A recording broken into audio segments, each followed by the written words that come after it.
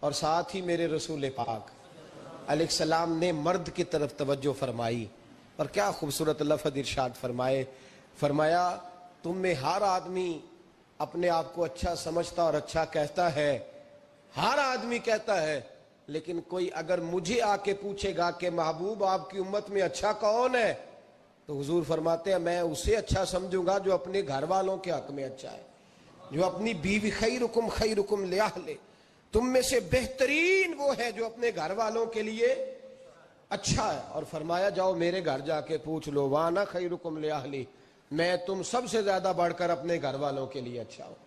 تم میں بہترین وہ ہے جو اپنے گھر والوں کے لیے، بال بچوں کے لیے، بیوی کے لیے اچھا ہے۔ رسول کریم علیہ السلام نے خاوند کو حکم دیا اور ارشاد فرمایا کہ عورت ٹیڑھی لکڑی ہے، بیچاری کو اللہ نے عقل پوری نہیں دی۔ ایک بچہ چھوٹا ہوتا ہے، ہمیں پتہ ہوتا ہے کہ اس کا شعور پورا نہیں، اگر کوئی غلطی کرے تو کیا اسے نکال دیا جاتا ہے گھر سے؟ بولے، چھوٹا بچہ ہے، وہ کئی دفعہ بڑا نقصان کر دیتا ہے، آپ کیا کہتے ہیں؟ اسے مارتے ہیں، کلاڑی لے آتے ہیں اس کے لیے؟ اس طرح کرنا چاہیے، اس کے ابے کو بلا لینا چاہیے، بےزتی کرنی چاہیے پنچایت میں بٹھا کے کہ یہ غلطی کی ہے تیرے بچے نے۔ بھائی دادا یہ کام کرتا ہے؟ بولے نا، کیوں نہیں کرتا؟ وہ کہتا ہے ہمارا بچہ نہ سمجھ ہے، اپنا پوتا ہے، ہمارا اپنا ہے، اگر ہم اس کا باہر نکالیں گے تو بڑا کام غلط ہو جائے۔ لیکن وہی ابا جی جب بہو کوئی غلطی کر بیٹھتی ہے تو پنچایت بلاتے ہیں، لوگوں کے سامنے معاذ اللہ تعالیٰ بڑی کڑوی کسیلی باتیں کرتے ہیں، ایسی باتیں کرتے ہیں کہ جو ان کی بیٹی کے بارے میں کہی جائے تو وہ کبھی پسند نہ کریں، اتنے سخت جملے کہے جاتے ہیں، بیٹی والے کو رسوا کیا جاتا ہے۔ میرے نبی کریم علیہ السلام نے فرمایا یہ ٹیڑھی لکڑی ہے، بیچاری کو اللہ تبارک و تعالیٰ نے اپنی حکمت کے تحت عقل عادی عطا فرمائی ہے، تم اگر چاہو گے سیدھی کرنا تو یہ ٹوٹ جائے گی، سیدھی نہیں ہوگی۔ حضور کیا کریں؟ فرمایا اس کے ساتھ گزارا کرو، اللہ تمہیں اجر عطا فرمائے گا، اس کے ساتھ وقت گزارو، اللہ تمہیں اس کا، یہ ذہن بنانا چاہیے خاوند کو کہ یہ، اور خاوند کی ذمہ داری ہے۔ اعلیٰ حضرت رحمۃ اللہ علیہ نے فتاوی رضویہ کی 24ویں جلد میں بالتفصیل لکھا ہے، آپ فرماتے ہیں خاوند کی ذمہ داری عورت کو کپڑا فراہم کرنا، روٹی فراہم کرنا، رہنے کے لیے گھر دینا، نان نفقے کا خیال کرنا، اور آپ فرماتے ہیں اگر وہ مطالبہ کرے تو ہفتے میں ایک دن اس کے ماں باپ سے ملانے بھی لے جا سکتا ہے، ہفتے میں، جی کوئی نہیں بول دے تسی، ہفتے چ نہیں، یہ نہیں صحیح لفظ، ہر ہفتے اے سوکھ ہے، کدوں ملان کھڑنا ہے؟ پاویں نہ بولو، گل جڑی سچی ہو تے سچی ہے، ملان کدوں لے جانا ہے؟ اچھا اپنی اماں نو روز ملدا ہے سویرے شام، تے وہ کہندی مینوں بھی اماں نو ملا لیا، تے کہندا روز نہیں جائیدا، تے تم بھی نہ ملا اپنی اماں نو روز بھائی۔ لیکن ہاں اعلیٰ حضرت فرماتے ہیں ہفتے میں ایک دفعہ ماں باپ سے، بولے، بیٹی کا پیار ماں باپ سے زیادہ ہوتا ہے کہ بیٹے کا؟ لو تو سارے انہوں پتا ہے، یعنی تسی گھٹ کر دے ہو نا، تاں بیٹی دا نام لیا جے، صحیح بات کر رہا ہوں؟ تو جس کا پیار زیادہ ہے اس کو روک دیا، کہتے نہیں روز نہیں جائیدا، سال بعد جائیں، بلکہ ان تے اللہ خیر کرے، اللہ پاک فضل کرے، داماد صاحب کی عزت ہی نہیں نہ ہوتی، اس کو آنکھوں پہ بھی اٹھائے تو کہتے تیرے گھر دے میری عزت نہیں کر دے، پتہ نہیں ان تو عزت بھائیا کیڑی شاید نہ رکھے ہے، وہ کیڑی ہے جڑی تینوں چاہیے، اللہ ہی بہتر جانتا ہے۔ عزت نہیں کرتے تو لہذا میرا پروٹوکول نہیں، پھول لے کے کھڑے نہیں ہوتے گلی میں، وہ باہر نہیں نکلتے، وہ اشتہار نہیں چھاپتے کہ داماد صاحب آ رہے ہیں، اور ویسے بھی میں کہاں جاؤں، مطلب یہ کہ چپس بھی نہیں ہے، انہوں نے سنگ مرمر بھی نہیں لگوایا ہوا، تو میں کیسے جاؤں، میری شان کے خلاف۔ اعلیٰ حضرت فرماتے ہر ہفتے وہ بیٹی جو ہے، تو بیٹیاں بیٹیاں ہوتی ہیں، یہ تو اس دن پتہ چلتا ہے نا جب اپنی بیٹی بندہ ڈولی میں ڈالتا ہے، پھر پتہ چلتا ہے کہ دل کرتا ہے ہر ہفتے اس کو ملنے کو، دل کرتا ہے کہ وہ آئے، چہرہ دکھائے، ایک دفعہ مل جائے، ہر ہفتے اس کو ملوانے لے کے جائے، اس کی غلطیاں معاف کرے، اس کے عیبوں پہ پردہ ڈالے، اس کی کوتاہیوں کا خیال کرے، اس سے درگزر کرے۔ میرے نبی کریم صلی اللہ علیہ وسلم نے فرمایا میں اپنی امت کو حکم دیتا ہوں کہ اپنی بیوی سے بغض نہ پالنا، بغض نہ پیدا کرنا، کوئی غلطی کرے تو بغض نہ پیدا کرنا، بغض نہ رکھ لینا سینے میں کہ تو ہے ہی ایسی، تو ہے ہی، بغض نہ پالنا۔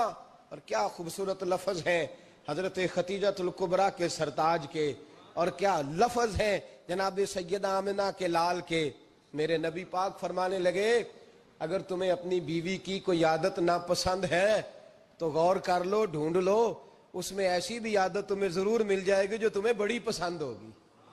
ڈھونڈ لو, غور کر لو, مل جائے گی. کوئی ایسی بھی مل جائے گی جو تمہیں بڑی پسند ہوگی, وہ بھی تمہیں مل جائے گی. ڈھونڈو تو صحیح, تلاش تو کرو. بغض کی اینک نہ لگانا, بغض کی اینک لگا کے دیکھو گے تو کچھ نہیں ملے گا. نبی رحمت سید عالم صلی اللہ علیہ وسلم, پہلی بات یہ ہے کہ اللہ کے حبیب نے تعین فرمایا, اور پھر عملی طور پر چلو در رسول پہ چلتے, آؤ حضور کی بارگاہ.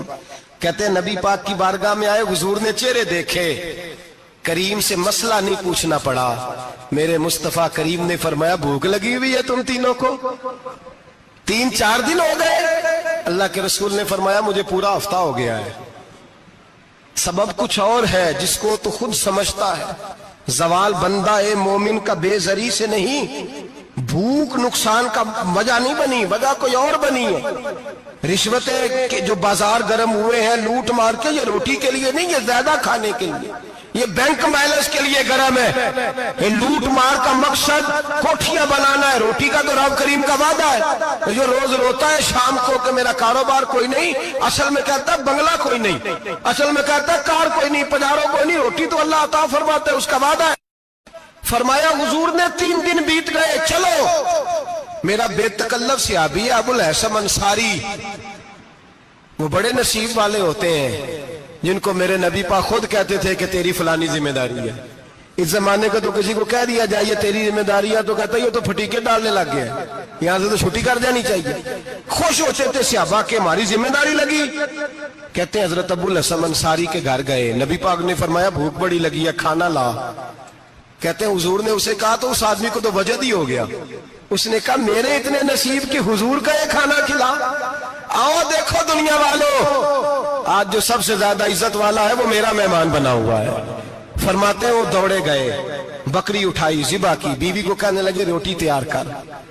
ادھر کھجوریں توڑی, انگور توڑے, کہنے لگے حضور آپ جب تک تناول کریں تب تک کھانا پک جاتا. حضرت عمر کہتے ہیں روٹی پک کے آئی, بڑا پیارا گوشت, بڑا اچھا سالن, بڑا خوبصورت خلوص والا کھانا. فرماتے ہیں میں نے بڑا ہی کھایا. نبی پاک نے نہ ایک روٹی لی اور چھوٹی چپاتی, تھوڑا تھوڑا سالن کونوں سے, اور جب نبی پاک نے کھا لیا تو حضور کی آنکھوں میں آنسو آئے. حضرت عمر کہنے لگے حضور روئے کیوں؟ نبی پاک نے فرمایا سوچتا ہوں 7 دن کے فاقے کے بعد کھایا ہے, پر ڈرتا ہوں رب اس کا حساب پوچھے گا تو جواب کیسے دینا ہے, اس کا حساب بھی تو دینا ہے نا جو کھایا ہے. تو حضرت عمر فاروق کے ہاتھ میں کچھ چیز تھی, زور سے زمین پہ ماری, کا محبوبہ 7 دن کے بعد بھی روٹی کھائے تو حساب دینا ہے. نبی پاک فرمانے لگے عمر وہ مالک ہے نا, تو جب دیتا ہے تو حساب نہیں لے سکتا, حساب تو دینا ہے, حساب تو دینا ہے, تیاری رکھو. صحابہ کرام فرماتے ہم نے ارادہ کیا کہ آج کے بعد ہم پھر فاقے کریں گے, کم کھائیں گے, اس لیے کہ حساب دینا ہے. میرے بھائی وہ فاقہ کشی کرتے تھے, ڈرتے تھے.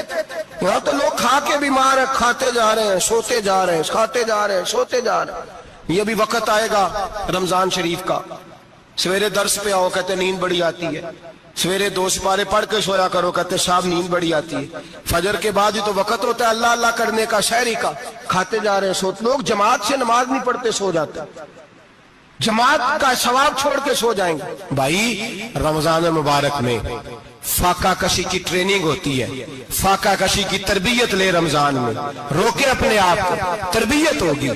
اور ہمارے صوفیاء فرماتے ہیں جو زیادہ کھاتا ہے اس کا نفس اس کو زیادہ پہ مائل کرتا ہے, خواہشات نفس پیدا ہوتی ہیں. میرے نبی پاک علیہ السلام نے جوانوں کو حکم دیا ہے یا معاشر الشباب, او جوانوں.